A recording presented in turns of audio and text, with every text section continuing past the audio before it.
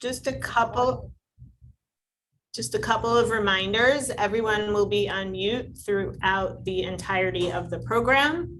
If you have questions, please send them in the chat box and we will get to them at the end of the program.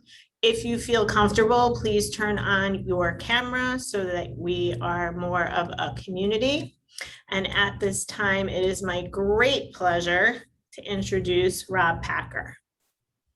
Good morning, everyone. Good morning to Hillary. Good morning to Eileen, and thanks JCC for sponsoring this wonderful Zoom book program. As many of you know or don't know, I've been working on my greatest achievement to date. I've written several books on Chicago synagogues and churches that were synagogues, synagogues that became churches, etc. And I decided to do a comprehensive encyclopedia treatment, and I have over 525 chapter photos and images and small little brief biographies of all these synagogues. And we've gone through many parts of Chicago. Today, we're going to concentrate on the north side. So what happened in the 1880s, 1890s, people were coming to Chicago from Eastern Europe, Central Europe, and they were mostly congregating on Maxwell Street. After World War I, they started branching out to different areas on the north side. And that's where we're going to start our program. Many of these images no longer exist as these buildings have been torn down. In many cases, I've actually taken pictures of the unfortunate process of these buildings being demolished, as well as my colleagues, the late Norman Schwartz and the great Irving Cutler. So without further ado, we can start. So our first image today is at 1040 North Damon, formerly Roby Street, and that's Congregation Moses Montefiore, which started in the 1880s. This synagogue was built in 1902, and until the 40s was a very active community, which later became a Polish church and a Hispanic church. Next, please.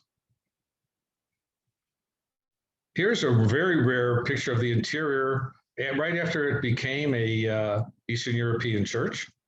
Next, please. This is what it looked like up until 2013. It was, and as you can see, all the other markings of a church were taken down. The only thing you don't see, of course, is the beautiful stained glass window. Next, please. And here you can actually see the picture of me taking a picture of the demolition with the crane in the back, and the cornerstone is right there. It's got the name Harris Cohn, who was president of the congregation. And what I, to this day, rue the day is that I couldn't.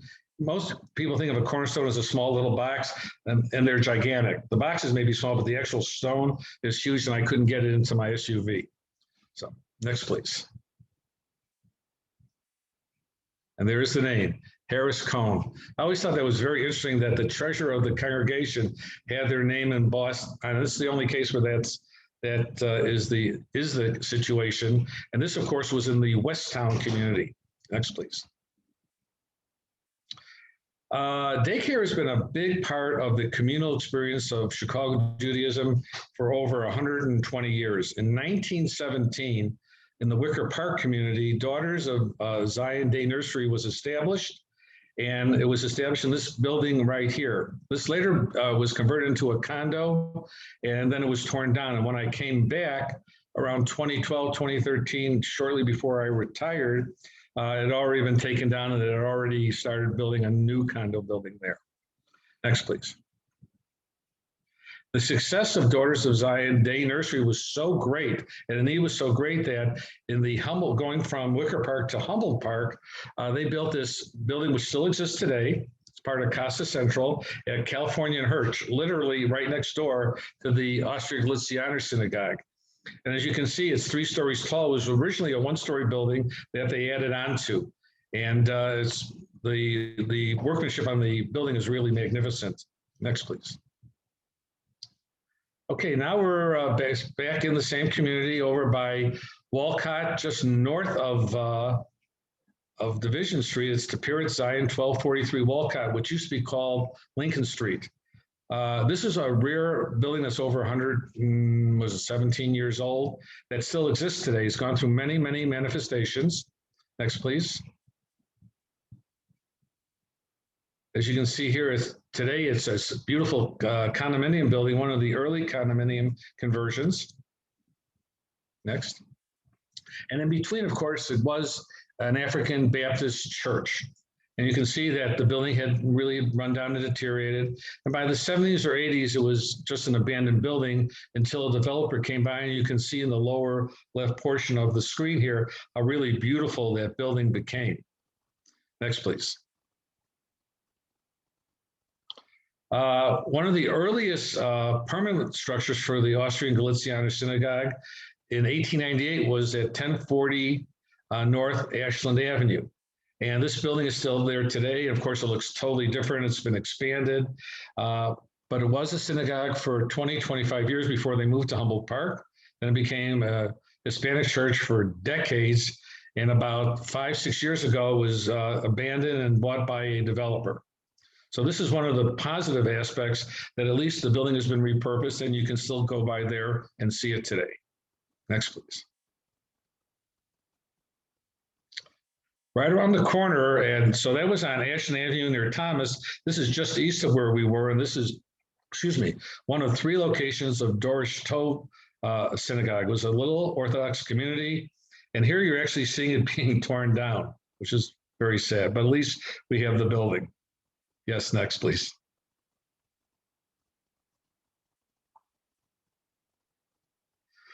Now, this has been in the newspaper of late. This is the original Marks Nathan Jewish Orphan Home, 1234 North Wood Street, built in 1902. And of course, most people are familiar with the larger unit that was built on the west side in North Lawndale.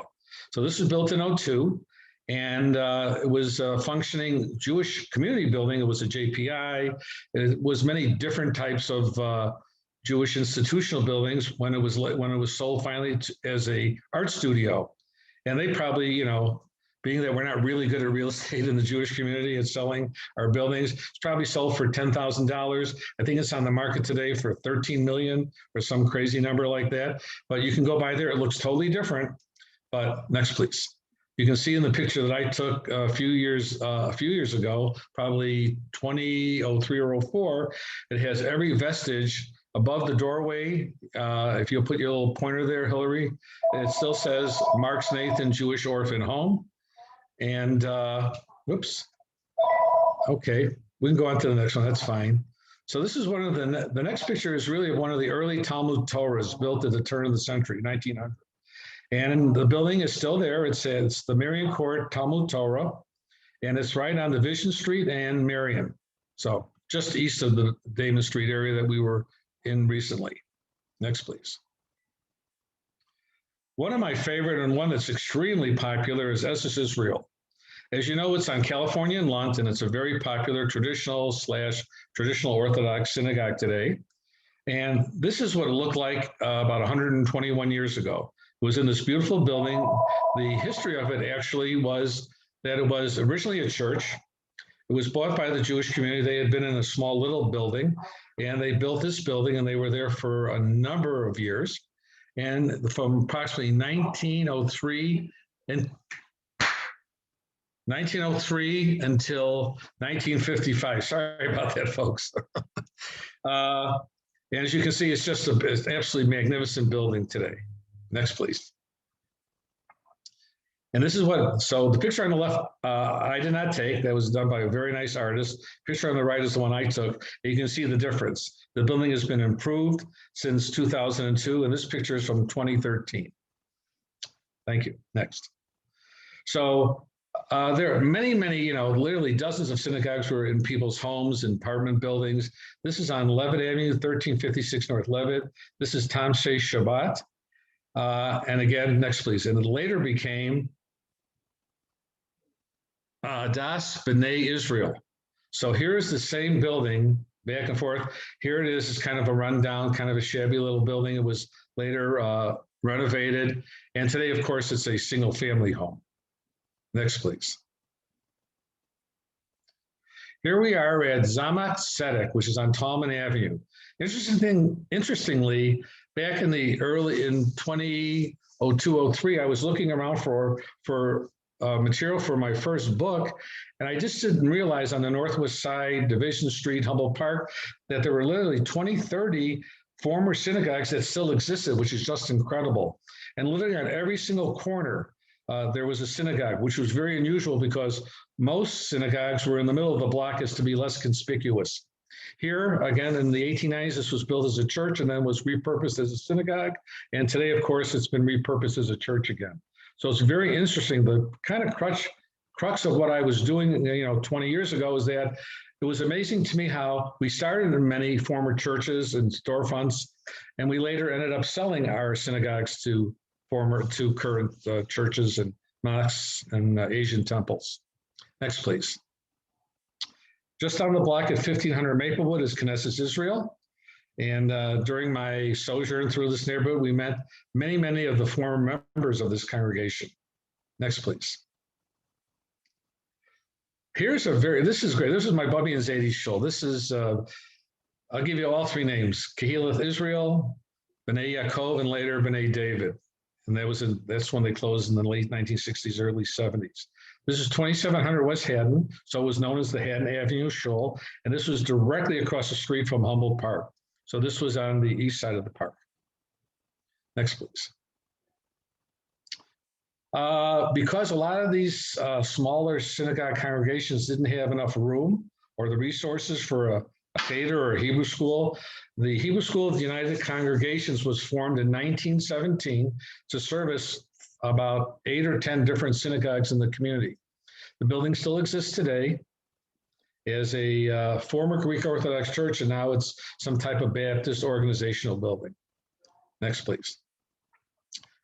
And this is where it starts to get a lot of fun. Everyone is familiar with Bethel in Northbrook, and some of you may even be familiar with the synagogue that was on Toohey Avenue and the great Rabbi Victor Weisberg.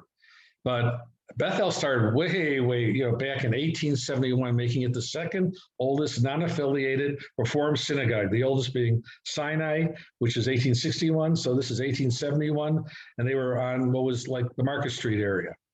In 1902, they built this very beautiful, smaller synagogue at Crystal and Hoyne in the Westtown community. And they were there from 1902 till around 1923 or so. Next, please. As you can see, this is the picture that I took back in 2002, and it's a very beautiful, small little, of course, a church. Next, please. Now, this is a color photo that I didn't take, but was taken by Google. And this is important because the next photo will show you, go ahead, Hillary, it being torn down. So it's great that we actually have the complete history of this building from 1902 to 2013, but it's very sad that with all the repurposing, Chicago has a great history of tearing down synagogues. They don't touch churches much, but they really are. They love tearing down their synagogues. That's as political as I'll get. Next, please. So right next to Bethel, whoops, you went a little too fast there. Right next to Bethel, of course, was their community building, which was donated by the Molnar family, so it's known as Molnar Hall. Later, it became the second location for Dorsh Tov. Remember, we saw them on Thomas Street that was torn down. They bought this, they repurposed the community center as a synagogue, and today it's a condominium building. And in my previous life as a home building inspector, I actually saw this building as a condominium. It's quite interesting on the interior. Next, please. A Jewish community would not be complete without its community buildings. And of course, everyone who's not familiar, if you look very close to the top of the picture, it says North Avenue Bats Turkish Russian, which are the steam and the hot stone bathhouses that we had. And of course, everyone didn't have indoor plumbing, believe it or not, many decades ago. And so the bathhouse was a very important community place for businessmen, as well as regular residents of the community. Rob, I'm sorry to interrupt. Can you let people know if the buildings are still standing or not? There's an interest. Thank you. Yes. And of course, this building is still standing, and it's a beautiful building. Next, please. Next is the Division Avenue bathhouse, and actually this one still functions as a bathhouse, where the previous building is now just some kind of building that's used for any number of purposes. This one actually is still used as a bathhouse, and up until the 1980s or 90s, which is fairly recent, and my world. Traders down from the Board of Trade and the Mercantile Exchange used to come here every Tuesday, and they would get their steam baths and something to eat, and they'd talk business. And it was really kind of an interesting place that, even though starting in 1906, that 80, 90 years later, it was still a functioning Jewish community building. Today, it's a Russian steam house run by a Russian organization that I'm not real familiar with, but now it's called like Red something Spa. Next, please. This is Gretch Mandel Funeral Home, because part of our history is, you know, life and death. And so all our Jewish funeral homes all had chapels, as you can imagine. So you're familiar with the name Lloyd Mandel. He's the great-grandson of the original owner of this building back in the early 1910s. The building no longer exists. There's another newer building there. Next, please. And there's a picture of old Sam Gretch in front of what the building really looked like. This, of course, is my interpretation of an old ad that was in the Sentinel from, like 1920. And this, of course, is a picture that was donated to me, given to me by Lloyd Mandel, like I said, the great-grandson of the original owner. And this is around 2335 West Division Street. Next, please. Okay, now we go to Benay David. Now, Benay David, or originally Ochavi Tzedek, was started in 1902. And of course, this building no longer exists. It was torn down during urban renewal on the northwest side. And later they merged and they became this magnificent synagogue, Benay David Ochavi Tzedek. Later on, we'll show you in the program. Next, please. Now, the boys' clubs were really, really important. And for those who know of course, the JCC, Jewish Community Centers. Before the Jewish Community Centers, of course, there were JPIs and Chicago Hebrew Institute. But they also had known as the Deborah organization, or Deborah Boys Club. This is the only known photo of Deborah Boys Club on West Division Street, in around Division and Western Avenue. Next, please. As we go further west in the northwest side, 800 North Hamlin, this is Benay Zion. Now, it's not the Rogers Park Benay Zion, but this is a Benay Zion that was there from approximately the 1920s until the 1950s or 60s. The building still exists, and of course, today it's a church. Also in the northwest area, this was Western Hebrew Congregation on approximately 1900 North Kildare Avenue, and the building still is there today. It's Rocky Turna. But when I was driving around looking for all these different buildings, I had to look really carefully, because it's really hard to tell it's a synagogue unless you get really close. And of course, if you look very much at the very top, you can see the Star of David. It's a cute story. There's a cute little Hispanic couple making out, so I had to wait till they were done so I could take my picture. Next, please. Again, right across from Humboldt Park was the Dr. Herzl Community Center. And this is where dances and socialists and all different types of political organizations. And Humboldt Park had an amazing dynamic Jewish community from around 1911 till around 1955, 58. And the building still exists today. In fact, if you look at the next photo, I was driving on a Sunday with my wife, taking pictures when I couldn't take them during the week. And in the rain, the actual name Dr. Herzl Community Home actually you were able to see it, because you couldn't see it unless the building was damp. Next, please. And the cover of the book that's eventually going to come out is the Teretz Zion. This is on the west side of Humboldt Park on Spalding Avenue. It is an absolutely magnificent building. It is still there today. In fact, on most Sundays, they allow respectful people to come in and look around and see the building. It pretty much hasn't changed at all. Next, please. This was one of my favorite pictures. I actually had to take this on my back, because this Star of David stained glass window is actually in the ceiling. So it was very hard to take. So I got down. Of course, I was much younger, and I was able to take this picture. And as you can see, it's absolutely magnificent. Next, please. In the hallways and all over the building, again, are the original stained glass windows with the Magen David, the Star of David motifs. Next, please. And of course, the main synagogue in the Humboldt Boulevard community, which is across from the park and next to all these different community buildings, is the Austrian Galicianer, or Aeg Congregation, right in the corner of California and Hirsch. It came there in 1911. And it was there until 1956 when they moved up north. The picture that just popped up, of course, is the stained glass windows. And this is the only picture that I ever took with the windows on the outside, because when I went on the inside to take a picture, all the walls have been plastered over, or drywalled over, which makes no sense. As you can see, the windows are beautiful.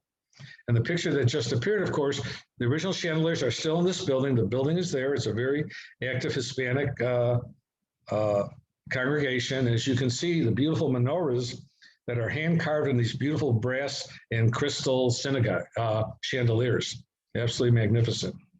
Next, please. And of course, their famous cantor was Metropolitan Opera star, Richard Tucker. And he's right there in the center there singing his, as he had chanting his High Holiday services. He made a promise to his mother that he would always return to Chicago. And he did this for decades until his early passing, unfortunately. Next, please. A synagogue that I never even knew existed from all my studies popped up in another book I had looked at. And this is Sherry Shalom, which is Kedzie and Crystal. So this is just on the other side of the park. And the building still exists today. It was what they call a shtibel, or where the rabbi lived in the building and the synagogue and the rabbi and his family all coexisted in the same building. Now, remember I showed you the Benay David Synagogue over on Claremont. So in 1919, they merged with Benay David to become Benay David Ochavi Tzedek, which is Benay Children of David, Lovers of Righteousness. And this building is still there today. It is it was a Greek Orthodox or Serbian church for a number of years, and about 20 years ago became a Hispanic church. And the pastor Negron, who leads the congregation, and I believe he owns the building, was very gracious and allowed me to come in after sitting through the entire service to take pictures, which is pretty nice. Next, please. And as you can see here are these beautiful stained glass windows that still exist today. According to family lore, the picture that you're looking at used to have in that blank space my grandfather's name, Sam Packer, on it. So all my uncles grew up in this area, in the Humboldt Park, Logan Square area. And Humboldt Park and Logan Square just has an amazing storied history that rivals the west side and the south side as far as the number of congregations. It just was that area, but in a microcosm. Next, please. And this is a very early picture. If you look very carefully, you can see the Greek Orthodox cross on the front of the synagogue. They moved to the Foster Avenue area in the 1950s. So this is when it became a Serbian church. Excuse me. And this picture is from the Chicago History Museum, and a very rare photo of the interior. Now the interior is almost identical. The Aron Kodesh, the Bima. The only difference is all the Hebrew is drywalled over. But other than that, it looks, I mean, if you were to transport yourself back, you're looking at this almost an identical building on the interior. Next, please. And one of my very, very favorite synagogues was Logan Square Congregation Shared Tzedek, where my generation, my cousins went to when we were bar and bat mitzvah. This was built in 1923, and it was there until the 1970s. I believe it was torn down in the 80s or 90s. This photo is from Steve Grubman. May he rest in peace. Was a great photographer and did some work for another organization where he cataloged all these great buildings, most of which don't exist today. So this is one of the best representations of Logan Square Congregation Shared Tzedek, which of course means gates of righteousness. Next, please. Here you can see some of the lovely, beautiful windows. Where they are, I'm not exactly sure, but they still exist today. Terrific. Next, please. Again, another favorite synagogue in the Palmer Square, Logan Square area. Palmer Square, of course, was an individual small neighborhood within Logan Square. This is right across from my grandparents' house on Palmer and Kedzie. And this is Bethel of Logan Square. Now, what's interesting is that we think of it as either Bethel Temple or Congregation Bethel, but that's not the case. This is a picture taken just before it was converted into a condo. And previous to this, there had been a Boys and Girls Club from the 1950s until a couple of years ago. And so a friend of mine, a realtor friend of mine, had driven by and was able to take this picture. For the first time, we're going to see the front of this synagogue. And if you go to the next slide, Hillary. you can actually see it says Bethel Center. And I never knew that was its name until, in the middle of last year when this photograph came to my attention from a friend of mine. And this, of course, is the community center. And in the Reformed community, everyone was welcome into their community centers. So you didn't have to be a member of the congregation, didn't even have to be Jewish, because it served the entire community. As far as I know, the building is still there, but I believe that's slated to be demolished. Next, please. This is a building that just happened by accident. This is the Northwest Home for the Aged. Judge Latnick founded the Northwest Home in 1940. As you can see, the building right in front of you is the original Northwest Home.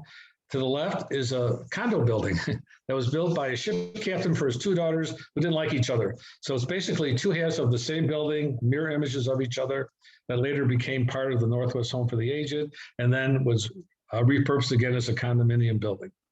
Next, please. Mishkan Israel has been all over Chicago since the early 1900s. This is its first permanent location, 3400 West on Alkel, which is just west of Kimball Avenue. Today, of course, it's a Hispanic church.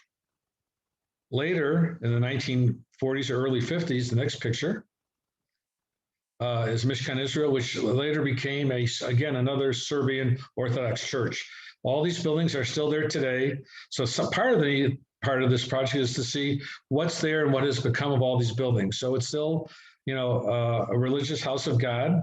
And the fact that it still exists, from my point of view, is excellent, because you can go on these wonderful tours that Dr. Cutler used to give in his younger years and see these, just go to our wonderful communities and see, how did we end up here? And it's very easy to figure out where we wandering Jews went west and south and all the suburban. And the Chicago presence, at any given time, we had over 150 active synagogues in the city of Chicago, which was incredible at the time. Next, please. This is where my program started. When I say that, this is Beth Ischak in Albany Park, 4645 North Drake, also known as the Drake Avenue Shul. And this is the photo I was looking at when I started this whole process. I was just a media photographer along with my other business. And my wife said it'd be great to have all these buildings that we are associated with since our both families came to America. So she said, well, my family went here. And I used to sit upstairs and I used to stare down at my dad and my grandfather, and, the stories that you hear of little girls, kind of hiding under their grandfather's seat and prayer shawls. And so I went there, of course, and I'm looking around and all I see is a park. My wife, of course, said very nicely, "You're nuts." I told you that. I know, I was just there. There's a synagogue there. Sadly, this is one of the few Albany Park synagogues that was not sold to the Korean community. And instead of being repurposed into a church, it went into decay and was torn down by the city of Chicago. And today there's a park. The sadder part is that there's not even a plaque that says from 1921 to 1980 or 90, this had been a vibrant Jewish community with the largest Orthodox synagogue in Albany Park. That doesn't exist, but it does exist in our program. Next, please. In the 1940s, the congregation became so big that they needed a community building. And they literally bought the church across the street and repurposed it as a community center from 1940 to around 65 or so. It was the Beth Ischak Community Center, where the Beth Ischak Synagogue no longer exists. The church does still exist as a church. So it was bought by another congregation and was repurposed again as a Christian house of God. Next, please. In Beth Ischak, they were known for their choir and their cantor. Tevel Cohn was probably one of the most famous cantors, in the 1930s, 40s, 50s, 60s, up until I think even 1960. And for 25 years, he was the lead cantor at Beth Ischak. And he also has the more unique distinction of marrying my parents and my cousins, 25 years apart, which is kind of neat. Next, please. Beth Ischak was not the first major synagogue in Albany Park. Temple Beth Israel was. And in fact, at one time, Beth Israel and Ischak were really one congregation till they split. And Beth Ischak became traditional Orthodox, and Temple Beth Israel, of course, became the largest Reformed synagogue in Albany Park. And here they are in Bernard Avenue, and the building is still there today. It later became a Korean church, and it became a Romanian Pentecostal church. The last I heard is that it was up for sale again. It is no longer being used as a church. And this building, this picture, which comes from Temple Beth Israel, and the school building next door are still there, at least for the time being. What's going to happen, I really don't know. Next, please. Here are the beautiful windows from from Temple Beth Israel. As you can see there, I mean, they almost look like they're woven. That's how beautiful the stained glass windows are. And they have, of course, all these great depictions of scenes in Jewish life. And of course, because it's Reform, it also has a representation of Moses and Abraham, which are not in most non-Reform synagogues, but not exclusive. There are conservative synagogues that I've seen that actually have depictions of human forms of them, which is always surprising for me. Next, please. Again, here's the confirmation class in front of Temple Beth Israel. I love these archival pictures because they really transform a lot of the people that are with us today, and I welcome you all again. It really kind of takes them back to the 40s. I believe this is the late 50s or early 60s, and it really transformed them to a time when Temple Beth Israel was the not only religious center for the Reform movement, but also social. Very important. Next, please. The largest conservative synagogue in Albany Park was Albany Park Hebrew Congregation at 4601 Lawndale. Very interesting corner, because on one corner, of course, was the synagogue. Across the street is Judson Park, and kitty corner was the first JCC, Max Strauss. Now, the pictures that you're seeing today, of course, this building was torn down about 20 years ago. Sadly, it's now a parking lot, but the windows are part of Anshe Shalom, Benay Israel on Melrose. So they were able to repurpose the windows. And if you go to that synagogue, the sanctuary is beautiful, as is their social hall, because they have these magnificent, I believe they're 10-foot high stained glass windows that were part of the original Albany Park Hebrew Congregation. That was built in 1923. In the 70s or 80s, it did become a Korean church, temple. And then they later tore it down for a parking lot, which is really sad because this was like an incredible building. Next, please. Here, this is just for reference. Here's Jensen Park. It's still there, of course. Next, please.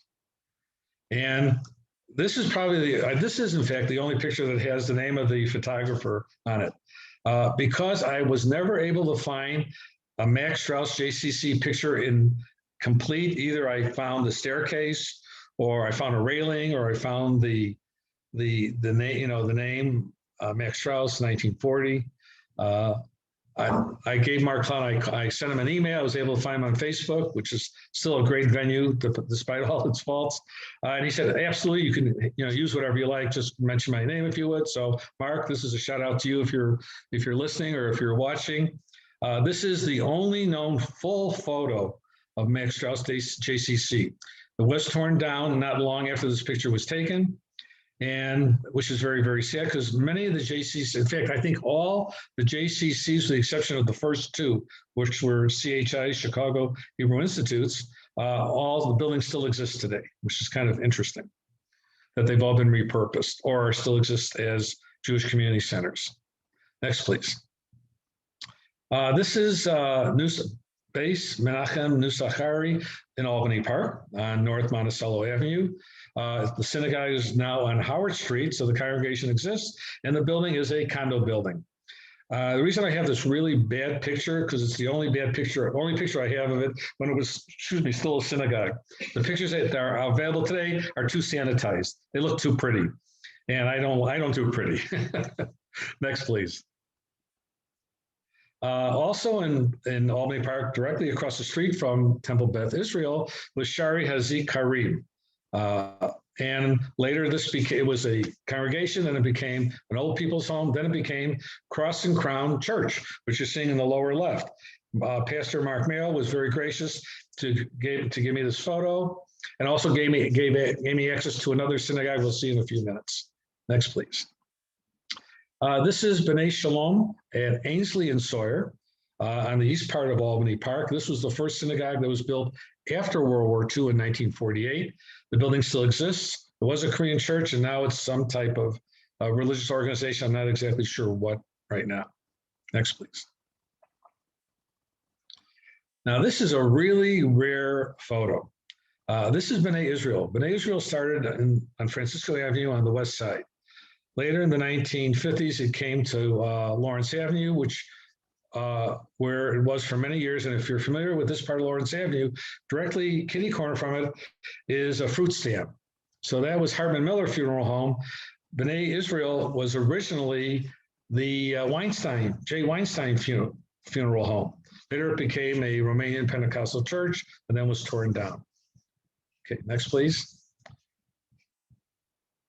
You can go, there we go. North Troy Avenue. This is Hot Knesset Orthodoxy, which again originally started in North Lawndale. The building is still there today. And on the other side, which we don't have a picture of today, is the original name in Hebrew, but it has this gigantic cross. And so I figured this was a good enough representation for our purposes. Next, please.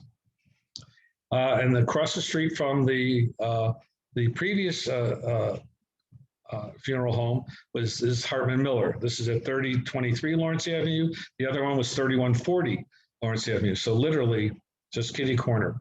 And of course, today it's a fruit market. As you can see there, it says in the threshold, still says in terrazzo Hartman Miller. So that's kind of neat that there is still a reference point on this part of Lawrence Avenue and Albany Park. Next, please. There we go, Hartman Miller. And of course, you can tell this is my picture because of the way it looks. Now, we had seen Shir Ezi Kareem, which became Cross and Crown Church over on Bernard and Ainsley. So this is KJS, Gegelith Jerusalem Synagogue, built in 1940. So the last synagogue built in Albany Park before World War II. Later, this became Cross and Crown Church in the 1980s or 90s. So the building still exists, it's just now a church. Next, please. And the windows were repurposed, and they were part of Ezra Habonim in Northbrook. So when Ezra Habonim built their Northbrook sanctuary, they took the windows with them. Now it's I believe a Lubavitcher boys school. So I don't know exactly if the windows are still in the chapel or not. So I have not been back there. Next, please. So before it was KJS, it was the Hebrew Institute of Albany Park. So it was a community building before it became a synagogue. And this is one of the few sketches or etchings of what it looked like back then in exactly 1940. Next, please. So of the many synagogues in Albany Park, there are lots of small ones, storefronts and small little buildings. And this building no longer exists. It's just a parking lot today. Sadly, a lot of these congregations were around for 20, 30 years, and then they ceased to exist as the community changed. And as we can see, except for very large organizations that have been around for close to a century or better, most of these were just absorbed into other Orthodox community buildings and synagogues. Next, please. This is Or Israel. As you can tell, this was the 1970s pictures because the spray paint of the PLO is underneath there. Again, this is right down the block from where we just were. And this building has been torn down, of course. Another favorite that's in the Albany Park kind of Hollywood community is Beth Jacob at 4920 North Kimball Avenue. The building does exist today. It is a Korean church. And for many years, Rabbi Learfield was the leading spiritual leader of Beth Jacob. And then, of course, back in around the 1970s or 80s, it was sold to a Korean congregation. Interestingly, there was a small JCC that was adjacent to Beth Jacob. That was also part of the Korean complex. They later tore it down and built a more modern building. Next, please. And here's what it looks like before they completely covered up the Star of David. And the next picture is kind of interesting because they had covered it up and there was a windstorm. And we were able to get this picture with the Star of David being revealed, when their banner was blown away partially. So you can kind of see that as you go through Albany Park and Hollywood Park and different areas of the north side of Chicago, you can see how the transition has gone from Reform to Orthodox to traditional and all different types of congregations in between. Where many of the synagogues that we've seen did become other congregations, these went directly to a different community that took over or was living in Albany Park and Hollywood Park at that time. Next, please. This is Young Israel of Chicago. The building still exists, so that's a nice thing. And for over, I'm trying to say maybe 70 years, up until a few years ago, this building was a functioning Orthodox Young Israel of Chicago building. So it's only recently been repurposed as either a single family home or some other type of building. I'm not quite sure, since I'm not living in Chicago now. I'm not exactly sure exactly what's there, but I will find out. Somewhere down the road, we'll all meet up again and we'll know some of this other information. The nice thing is that up until 2013, the name, even though it no longer had been Young Israel, was still up there. Now, whether it's still there or not, I'm not sure. I believe it was removed, but the building does exist today. Next, please. And Deborah Boyce Club, which we had seen on Division Street in the 1920s. In 1949, they built this beautiful modern Deborah Boyce Club, and the building still exists today. It's Albany Park Community Center. So it's still pretty much doing what its precepts were when it was built in 1949. As the Jewish community moved further north from Division Street to Albany Park in 1949 was kind of a high watermark. Synagogues were going full force. The Jewish community was very, very strong, was very well populated, was very well organized and very well attended. So the building of a newer, more modern boys club was essential because there wasn't like a JCC in this particular community. Next, please.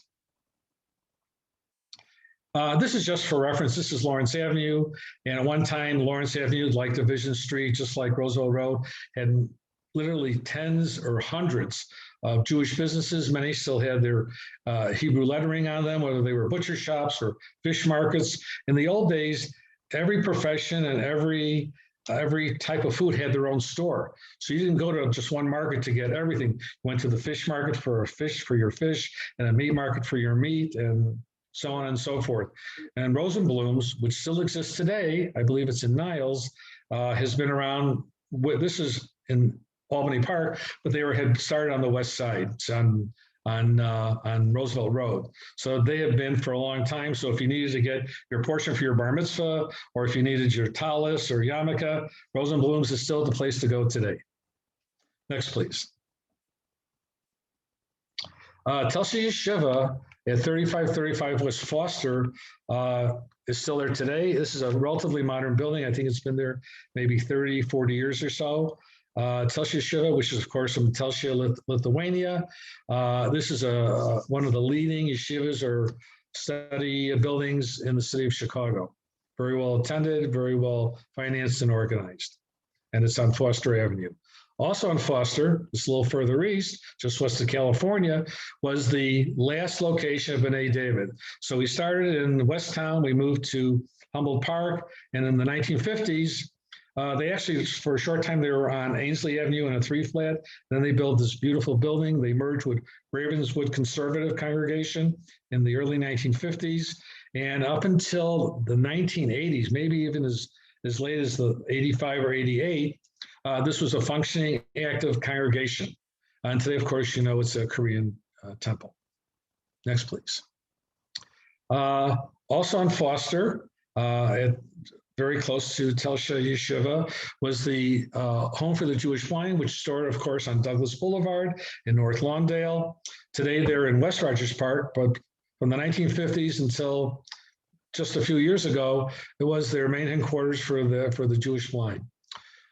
People should be very, very amazed and very pleased with how the Jewish community has reacted to things that people consider extraordinary today, whether it's autism or blindness or learning disabilities or other different issues that affect people physically or emotionally, intellectually.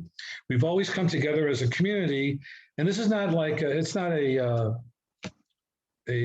statement of for any particular reason or any particular posture. It's just something we should be very, very proud of. From the time we had our funeral, our system of Jewish orphan homes was so successful that we actually put ourselves out of business in 1948. So from the 1890s until 48, we had 2 functioning, an Orthodox and Reform orphan homes, and we did so well with our organizations through very, very tough times, wars and pandemics and depressions, that we really did great and it continues to do great as a community. We do very good things. And things like this is just a testament of how well we have done. Today, of course, this is a dormitory for a Jewish boys' high school, I believe. Next, please. This is one of the sadder stories. This is Foster in California. Mikra Kodesh Anshe Tikton was 3 different synagogues that had been together on the west side of North Lawndale. They were there for probably 50, 60 years when they built this beautiful synagogue to become Mikra Kodesh Anshe Tikton. And it was bought by a different Jewish organization who I won't name at this point, it's not important.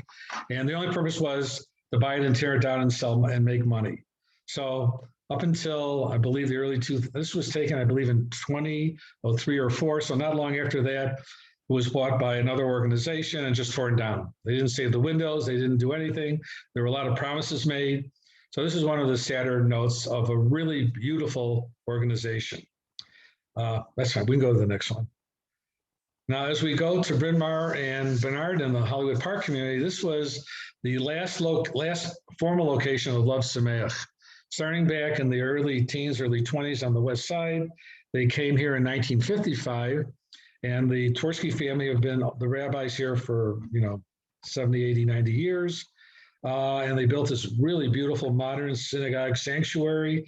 And they were here up until, I believe, the 80s or even somewhere in the late 80s when they sold this building to Northeastern Illinois University. So the building still exists today.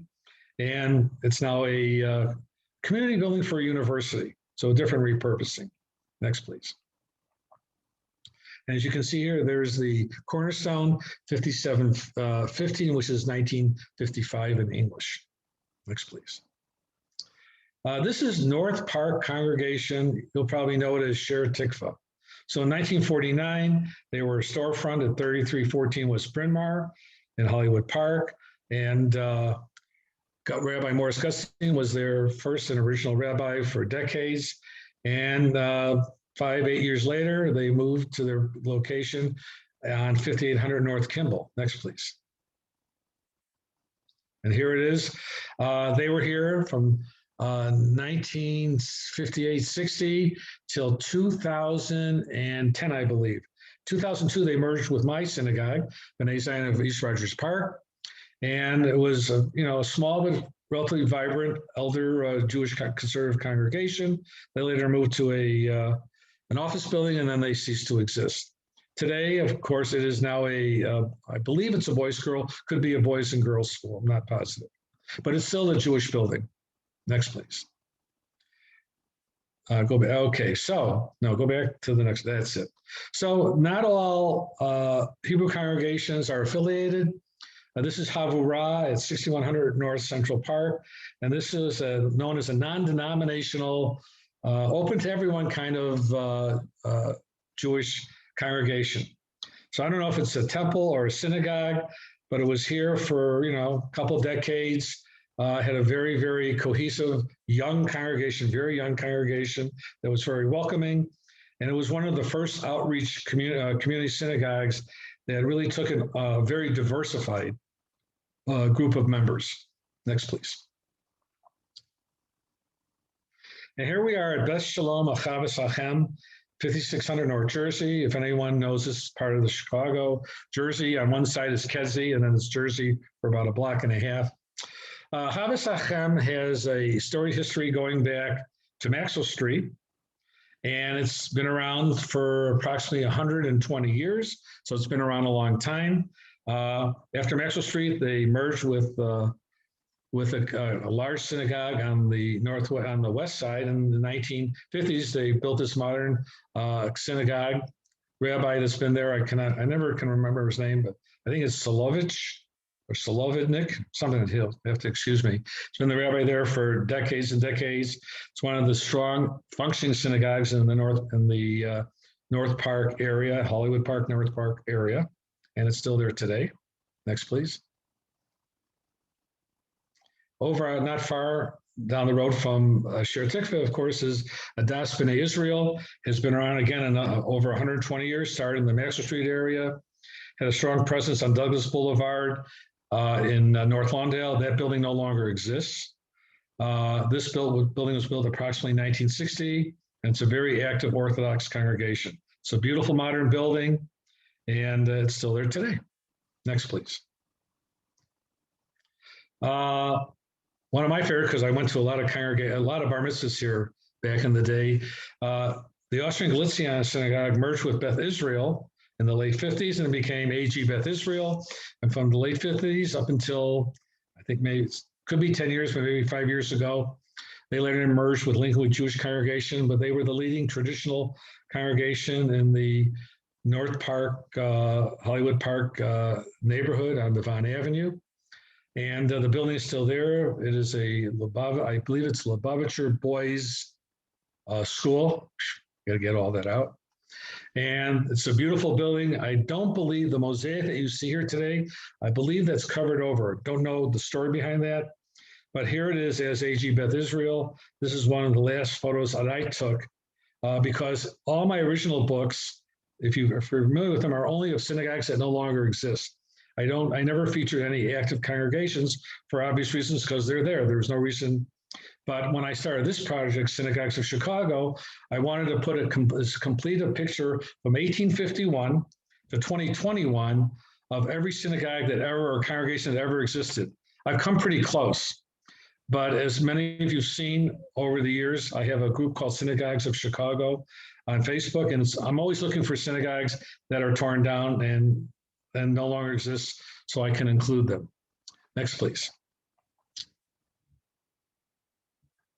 Still active, of course, is Gegelith Jacob Beth Samuel. Gegelith Jacob, a congregation that's over 120 some odd years old, started on the Maxwell Street community.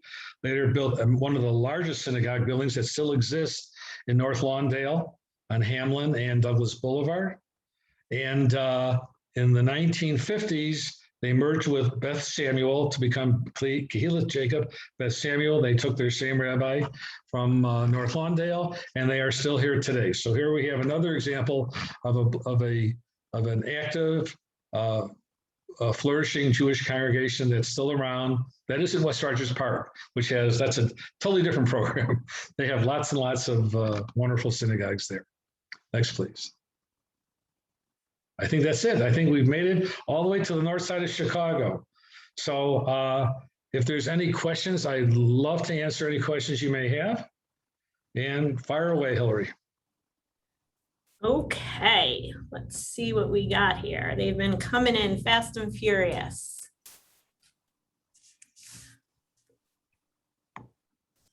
Let's see.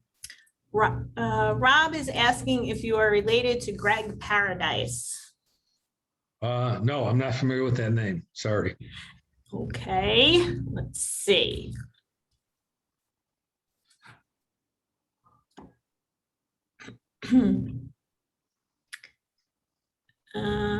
Let's see.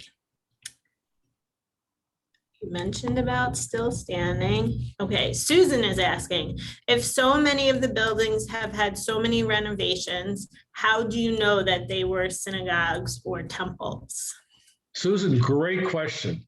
And one of the first ones to hit me as soon as I started this program almost 20 years ago. When looking at these buildings, there's many little tells is the best way to say it.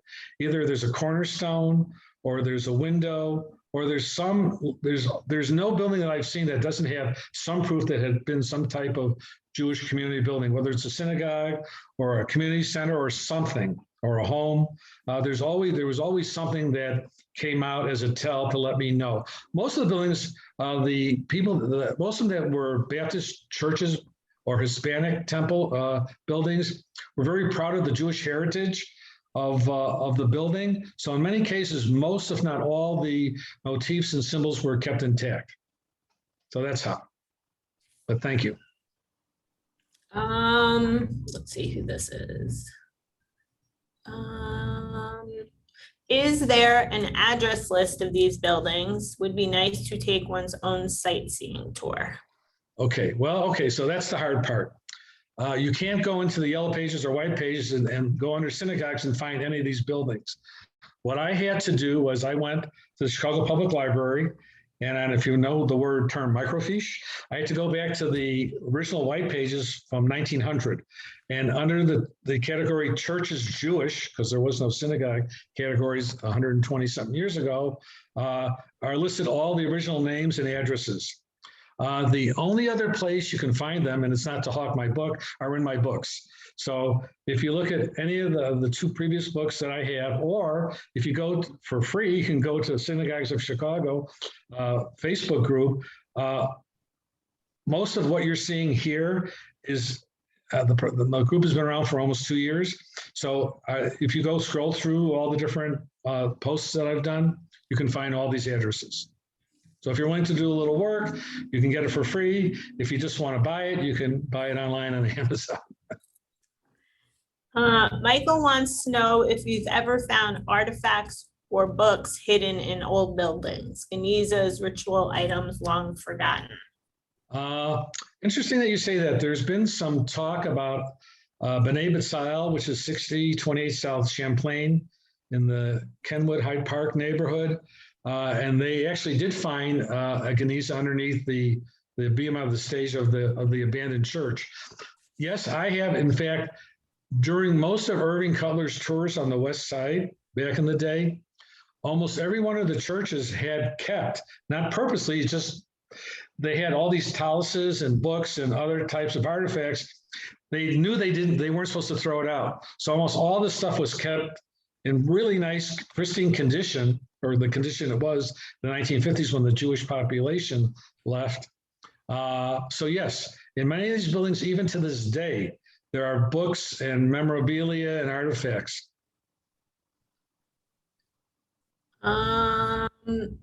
Michael's also asking, do you have Old Town photos? Mean the neighborhood of Old Town? I believe that is what he's asking. I don't believe there are any synagogues in the Old Town community. I take that back. Benay Israel, which was originally on Shea Emet, was on Sedgwick in the Old Town neighborhood. That's the only known synagogue that I know of, and yes, I do. And it's on my Facebook group page. If he wants me to send him a copy, he's more than welcome to go through you, and I'll send him a copy of it. It was a synagogue. It was on Shea Emet. Then it was Benay Israel. Then it became a mosque, and then it was torn down. In the chat box for anyone who's interested, I put the link to Robb's book on Amazon, so that's easily accessible for you. Pearl is asking about Central Hebrew Congregation. Central, she's talking about in Austin? Pearl, are you still here? Okay, so Central Hebrew was in the Austin community. In fact, I think it was in our previous, like a program or two programs ago. Yes, it was part of the end of the West Side. So quick little history, as the West Side was changing, many of the Jewish leaders moved to the Austin community, which is just due west, and they built 3 very large synagogues, Benay Israel of Austin, Central Hebrew Congregation, and Austin Community Center. So yes, Central Hebrew is still, the building is there, but it's been covered over with material called Drive-It, kind of synthetic stucco. It became a Jehovah's Witness sanctuary. So the building is there, you just wouldn't recognize it. But it is in my book, and it's also in the group. Debbie's asking, do people who are non-Chicagoans, are they surprised by the size and scope of the city's Jewish population? Always, especially New Yorkers.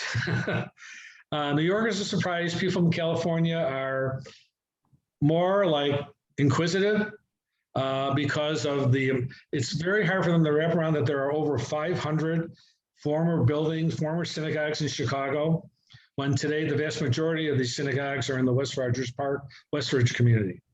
So yes, people are always kind of at least surprised by the size and scope and depth of our community over the last 150 years or so. For anybody who's missed Robb's previous programs with us, I'm going to put the link to the JCC Chicago YouTube channel. in the chat box, and you will be able to go back and see what we've done in the past. So Carol is asking, what happened to the Douglas Park Day and Night Nursery, which took in Jewish children who were orphaned, excuse me. Excellent question. I only recently, about 6 months ago, even knew that it existed. The building is still there, and this became like most Jewish community or communal organizations. It morphed into other ones. It's now part of Jewish Children's Services. So all these organizations that you're thinking of, the day and night nurseries, the largest one, of course, was Daughters of Zion Day Nursery, which became Parkview Nursing Home, which is now Lieberman and Skokie. So they all still exist. They may have different names, but their purpose is still there. Hannah, I'll put the link to the Facebook page in the chat in a moment. What's the oldest building continually used as a Jewish house of worship still active? That doesn't exist, but up until about 10 years ago, it was Agudath Achem B'Kor Cholam, which was on 87 or 8900 South on South Houston. Building is still there from 1898 till 2000, and I want to say 6 or 8. It was an active congregation. It was also part of the organization, was part of the Ethiopian Benay David Black Hebrew Ethiopian congregation, which today is on South Kedzie Avenue. It's still an active congregation in the, oh God, I'm trying to think of the name of the community. It'll come to me in a second. But yes, that was the oldest continuous building. It was in service for over 100 years as a active Jewish Hebrew congregation, and the building still exists. Okay, this is going to be the last call for questions, but I'm going to get through the rest of them. The first shul you showed at 1042 North Damon had a mikveh behind the bima. The pastor showed it to me and asked me what it was when I stopped in about 15 years ago. He was happy to know about its function. So that's interesting. Yafa, Simon wants to know what happened to all the Kaducha items in these synagogues. In most cases, depending on their value, they were donated either to places like Spertus or Chicago Jewish Historical Society. If they were in poor condition, they were usually buried, usually at Jewish Waldheim Cemetery. For the most part, there's probably the largest number of genizes in that cemetery. But either they were donated, you know, in many cases, if the congregation continued, it was just repurposed. So they either were buried, repurposed, or donated to, you know, to different museums and colleges. If there's anything else, I'm still working on that Facebook page. Is Temple Shalom the oldest continual congregation? Today, Temple Shalom started in 1867. No, it's one of the oldest. Beth Hamidrash Hagadol, Kesser Marav, and Skokie is approximately around the same time, the mid to late 1860s. That's continuous. Anshe Shalom on Melrose is again from the 1880s. So it's one of 5 or 6 synagogues in Chicago. Of course, KAM Isaiah Israel. So yeah, KAM Isaiah Israel, of course. KAM is the oldest, starting in 1847. Their first building was 1851, which I don't have, and no one seems to have a photo or image of that because of the Chicago fire. So we still have, you know, close to a dozen congregations that have been around since the 1850s or 60s, which is pretty remarkable. I just put in the chat box the link to Synagogues of Chicago. Lots of cool information on there, so you should check that out. I think that is it for the questions, Rob, as always. I really enjoy doing this with Rob. We've never met in person, but we've been working on these programs. Geesh, I think it's about a year now. It's kind of cool for me, and I appreciate it. I didn't grow up here. I grew up in New York, where there's probably many more synagogues that have disappeared. But we're delighted to continue to have you join us. And Rob and I are going to work to see what our next tour will be. Again, if you Google JCC Chicago YouTube channel, you can see all of Rob's older recordings, presentations that we've done, along with everything else we've done over the course of the last year plus. And then you can always visit jccchicago.org for what's going on. Hi, David Stallman. I see you waving at us. It's nice to see you too. Thank you everyone for joining us. We really appreciate it. Take care and have a great day. And thank you very much, Hillary. I couldn't have done this without you. Really appreciate all your help and your techiness. It's great. And hi, David. I hope things are doing well for you. Take care, everyone. Thank you very much. Bye.